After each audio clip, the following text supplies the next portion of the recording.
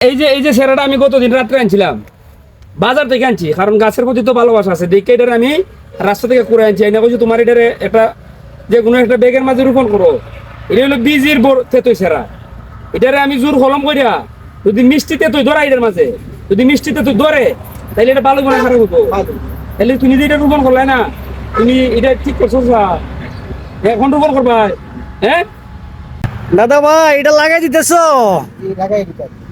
আচ্ছা ধন্যবাদ। একটা গাছ কেলে নষ্ট করতাম, এই তেঁতুল গাছটা যদি হয় কেন ফেতনি টেতনি আইয়া বাসা বানবো নে। হ্যাঁ 80 দিকে দিছে, একটা 80 দেওম দিবা চাইয়া। তেতুই গাছ কি তাছা চা আসই ফেরতে বাসা করে তেতনি হয় না তা। হ্যাঁ ভুল ধারণা, এটা তোমরা আগের আমলা ছিল, বর্তমানে এটা নাই। ফেতনি টেতনি নাই, তেতনি টেতনি নাই, এটা হলো মানুষের ভুল ধারণা। আর এর যে তুমি এটা রোপণ করছো আজকের এই ছাড়া আগামী দিনের ভবিষ্যৎ, আগামী দিনের গাছ সেই টক তেঁতুল গাছে আল্লাহর হুকুম হইলে মিষ্টি তেঁতুল ধরতে পারে। একটু পানি দিয়ে রাখা দিও। হ্যাঁ একটু পানি দেও। আর গাছ রাস্তার কাটে যেন ভাই নার্সারি তুলেই ভাই।